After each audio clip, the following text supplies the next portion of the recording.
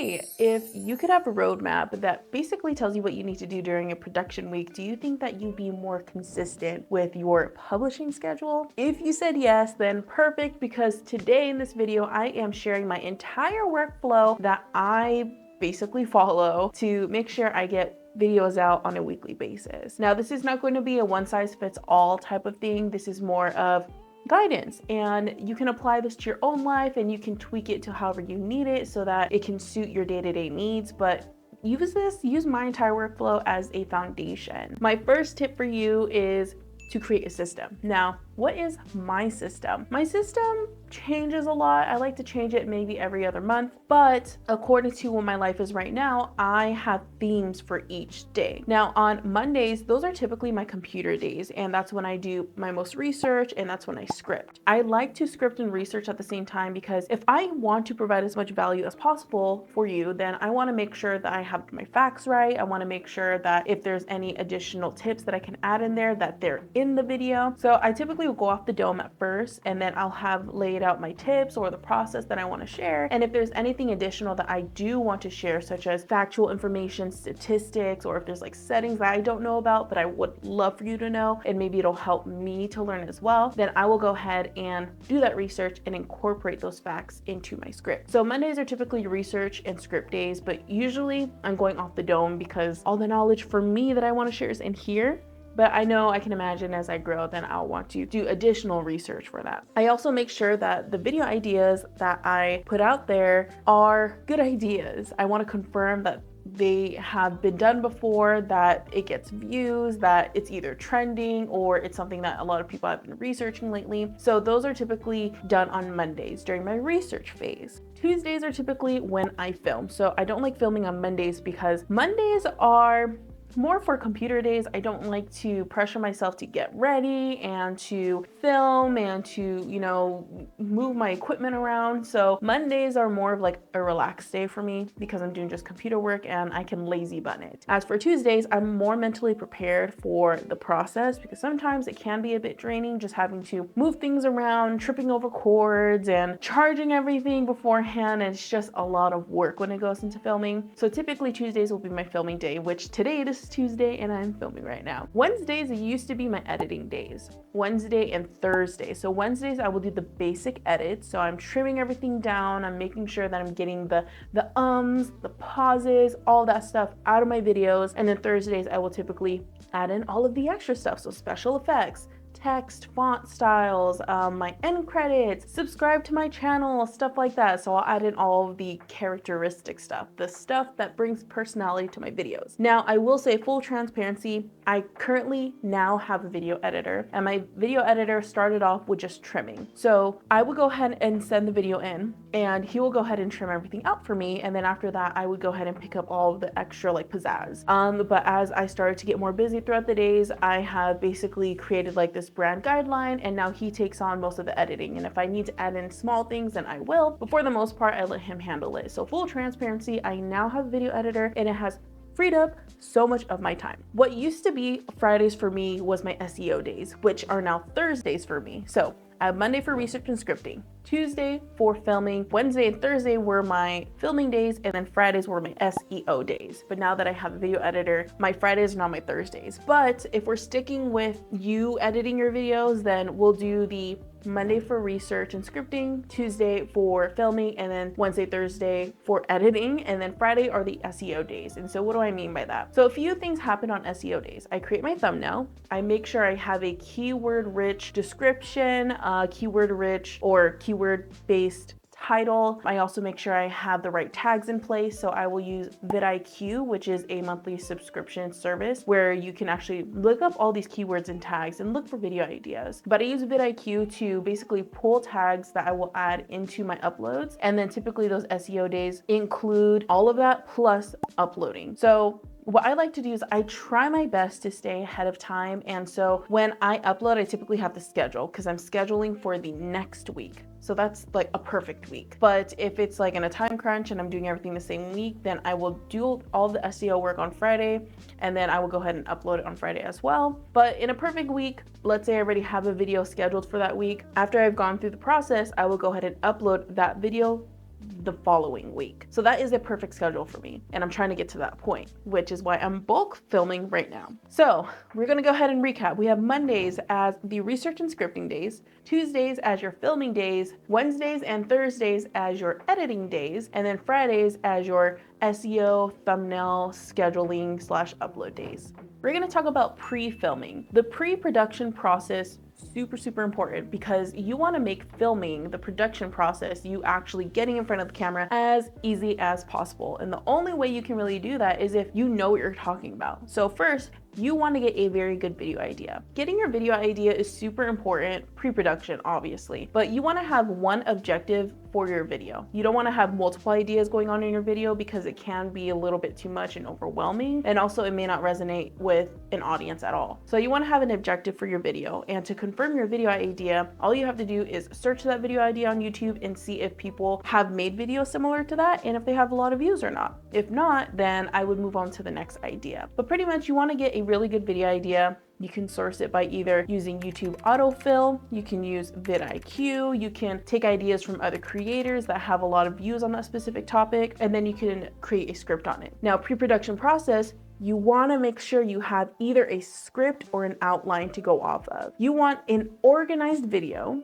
and you want to make sure you know what your talking points are, because if it's filming day and you're kind of just talking just to talk, one, it's not going to be as organized as possible. It's going to take you probably a few tries to film your video. It might take you even longer, but also you don't have anything for your audience to follow along with. And if you don't have anything for your audience to follow along with, it might prevent them from not watching the rest of your video because there's nothing to follow along with. If it's kind of just random things kind of spotted everywhere and it kind of doesn't make sense, then your audience is going to be confused, or they're not going to see the value in the video and they're going to click off, or they're just going to not watch the video at all. So I highly recommend to have an outline or a script prior. Even with this video that I'm recording right now, I just have pointers because I know I can elaborate on everything I talk about with this topic, but I have pointers. And those pointers are helping me get organized, they help me with my structure, and it's making it a lot faster for me to film. So make sure you have a script or an outline pre-production. Now, the day that you're filming, this depends on what kind of video you're going to film, first of all, whether if it's a sit-down video and all you have to do is just set up some lights and your camera, charge your mics, and you're good, or if you're going to go out into the world and you're going to vlog or anything like that. So those require two different things. But I'm actually going to use my phone to basically show my setup and how I set everything up for talking head videos. As you can see right in front of me, I have my camera, and then I have lamps to the side on each side of my camera. It's set up to daylight, more of a daylight setting, and then here on my camera I have this extension that goes from the battery to the wall. One thing that is really important when you are filming is that you have long-lasting battery life. And so if I'm doing a talking head video, I do have this so that I don't have to worry about the battery life. I think it's super important and I definitely recommend it, and I'll link it down below. I have a mic here. So this is the Deity Pocket Wireless mic, and I have it hooked up right here. It's wireless, so you don't have to worry about wiring or anything like that. And then just to show you everything else around my setup, it's super simple. So I have my camera right here, I have my lamps, and then I have my script on my iPad right here that I am referencing. I sit right here, and then in the background, I have my accent lighting. So I have a lamp right there, I have a lamp right here, and that is pretty much it. It's super simple. It's not complicated at all. And the most complicated part about setting this up is charging everything beforehand and then actually setting it up, physically setting it up. So for me, I like to keep my space as tidy as possible. So I will break everything down and then minimize it and put it in storage. If it's in storage, I know mentally that I have to, extend out the tripods. I have to open up the lamps, and then I have to set everything up. So that's the hardest part about it. And then also remembering to charge anything that needs to be charged beforehand. So for talking head videos, it's simple. I have my camera in the middle. That's one pointer. I have my soft lamps on the side. That's a 2-pointer. And then I have my mic. So that's a 3-pointer for me. And then I have my script on the side as my outline, and then I have my battery that's connected to the outlet. So that's for talking head videos. It can be set up very easily. You just have to be mindful beforehand to charge everything. And when it comes to vlogging, or if you're trying to get B-roll where you have to walk around, the only difference is that you're not really going to use the lamps, but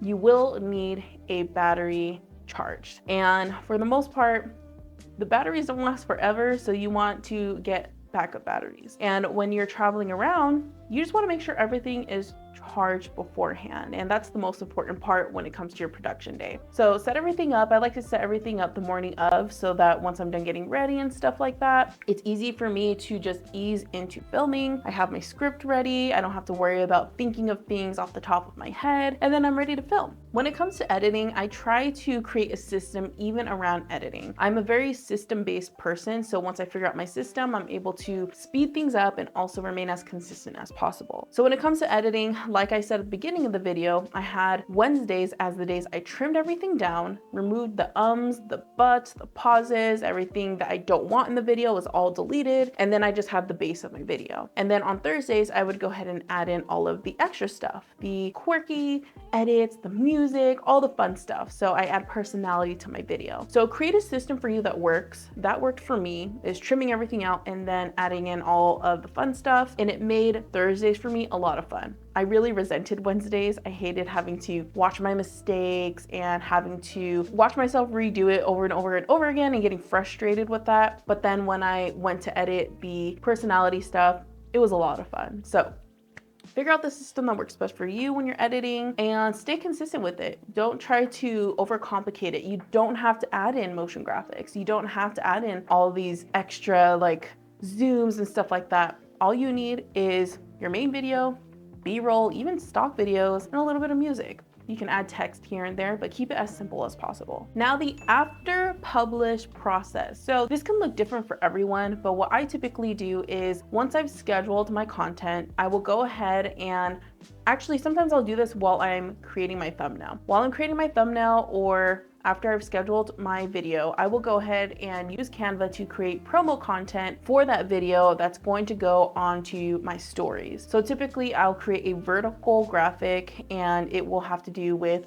promoting that video, and then I will post that onto my stories, and then I will create square graphic that will go to YouTube community, and then I will create a regular horizontal graphic that will go into all of the other social media platforms. I will go ahead and link that video in those posts so that if people see that promo, they're able to click on the link within the promo and then they're able to watch the video. Another thing that you can do just to get more eyes and more traction on your videos is using Facebook groups or using social media, using forums to get more eyes on your videos. So typically if somebody's asking a question about a specific topic and I happened to make a video on that topic, I will go ahead and write a decent response, 3 to 4 sentences, and then I will go ahead and link my video and let them know if you need more details, I actually made a video that will answer this question for you. So utilizing your resources to get as many eyes as possible on your videos is going to be so helpful for just attracting more views and gaining credibility, getting people's trust and stuff like that. So that is the post-production process and basically promoting your content. If you want to learn how I basically generate video ideas and how I'm able to fact check if they will possibly work for me or not and work for my audience, you can actually check out the video right here and see how I come up with all these video ideas. If you're a beginner to editing, I highly recommend using CapCut. It is free, but I do use the pro version because it gives you a little bit more options and flexibility with editing. But if you're a complete newbie and you don't really know how to edit, I highly recommend to use CapCut, and you can actually check out this video right here where I show you how to edit as a beginner. If you found this video helpful, don't forget to like and subscribe to my channel, and then you're more than welcome to click on the video on the screen for more content creation or YouTube tips, and I'll see you there. Bye!